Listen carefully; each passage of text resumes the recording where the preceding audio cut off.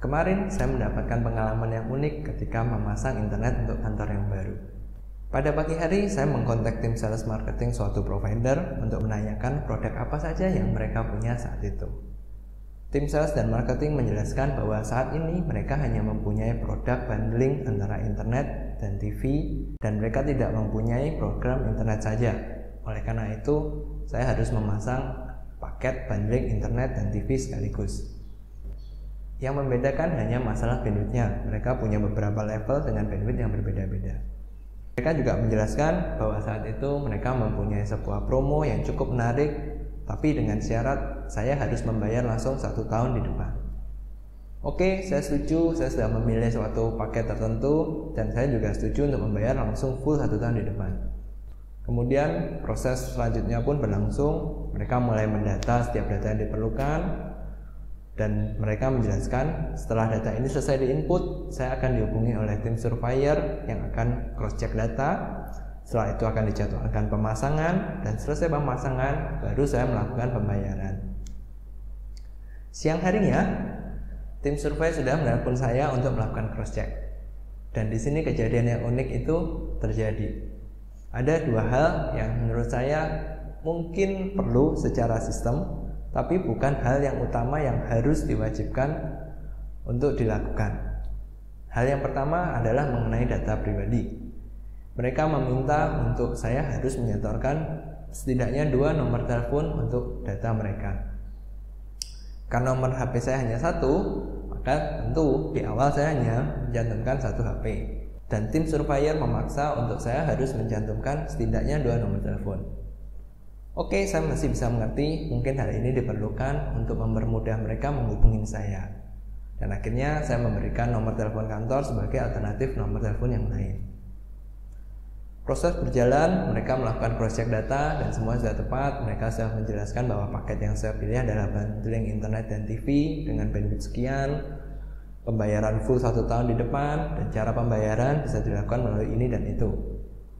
Hingga akhirnya ada pertanyaan pamungkas yang merupakan hal unik nomor 2 yang terjadi. Pertanyaannya seperti ini. Oke Bapak, proses cross check data sudah selesai. Apakah Bapak sudah mempersiapkan televisinya? Mendengar hal itu saya pun jadi bingung. Karena pengalaman saya sebelumnya untuk memasang internet melalui provider yang lain, di mana juga merupakan paket bundling televisi dan juga internet, saya tidak pernah ditanyain apakah sudah mempersiapkan televisi atau belum. Dan saya coba menjelaskan bahwa kebutuhan saya sebenarnya hanyalah internetnya saja, karena ini akan dipakai untuk keperluan kantor. Sehingga saya tidak berencana untuk mempersiapkan TV untuk dipasang di kantor. Mendengar hal itu, mereka menolak. Mereka berargumen bahwa ini merupakan sistem mereka, bahwa user harus mempersiapkan TV sebelum bisa dilakukan penjadwalan untuk pemasangan. Saya coba bernegosiasi dengan mereka mengenai hal ini. Kembali saya katakan, ya karena saya tidak berniat menggunakan layanan televisi dan pilihan paket mereka adalah bundling ini tadi dan saya tidak punya pilihan yang lain, maka saya minta tolong untuk dipasang saja. Nanti untuk layanan televisinya silakan di setting saja di STB-nya. Jika saya memerlukannya, maka saya akan connect sendiri ke televisinya nanti. Dan kembali saya juga ditolak dengan alasan kali ini adalah secara sistem diwajibkan seperti itu. User wajib mempersiapkan televisi sebelum melakukan instalasi. Kembali saya coba bernegosiasi kira-kira seperti ini. Begini saja, Anda pasang di setting internetnya dan juga di setting untuk layanan televisinya. Jika seandainya terjadi permasalahan atau trouble dan saya tidak bisa mengakses layanan TV, saya tidak akan komplain. Dan sebagai jaminan, silakan pembicaraan ini direkam atau mungkin Anda mempersiapkan surat pernyataan untuk saya tanda tangani, di mana itu berisi bahwa jika terjadi sesuatu dengan layanan televisinya seperti tidak bisa connect atau tidak bisa diakses, maka saya tidak akan komplain. Kalaupun saya akan komplain, silakan Anda abaikan. Mendengar argumen saya seperti itu, kembali tim survei mengatakan bahwa maaf Bapak, pemasangan tetap tidak bisa dijadwalkan karena secara sistem user wajib mempersiapkan TV sebelumnya. Akhirnya saya capek berdebat dan oke lah kalau gitu cancel saja, dan saya akhirnya memilih provider yang lain. Pertanyaan saya hari ini adalah, seandainya Anda merupakan owner dari pemilik provider A, apa yang akan Anda lakukan? Apakah Anda tetap menerapkan sistem seperti ini, atau Anda merubah sistem Anda sehingga menjadi lebih fleksibel?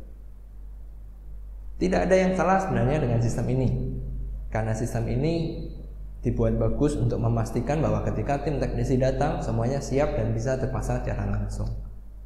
Tapi masalahnya, untuk beberapa customer yang mungkin kebutuhannya seperti saya, hanya internet saja, ini menjadi gangguan.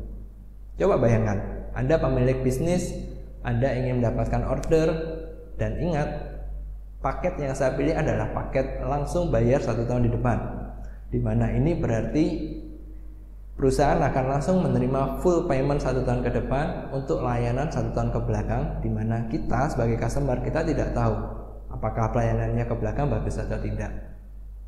Tapi akhirnya closing yang sudah di depan mata gagal hanya karena masalah sistem yang memaksa harus mempersiapkan TV. Bagaimana dengan sistem Anda?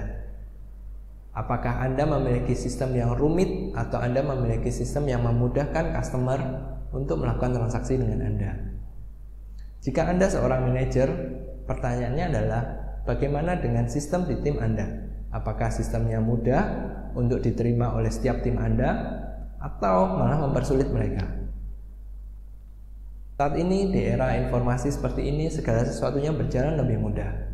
Dan jika ternyata sistem yang Anda miliki mempersulit tim Anda atau bahkan mempersulit customer bertransaksi dengan Anda, maka sebaiknya Anda coba memperbarui sistem Anda. Nah, jadi bagaimana dengan sistem Anda? Apakah Anda yakin sistem Anda mudah diterima, terutama di bagian penjualan? Atau sistem Anda rumit hanya untuk mencegah terjadinya kesalahan?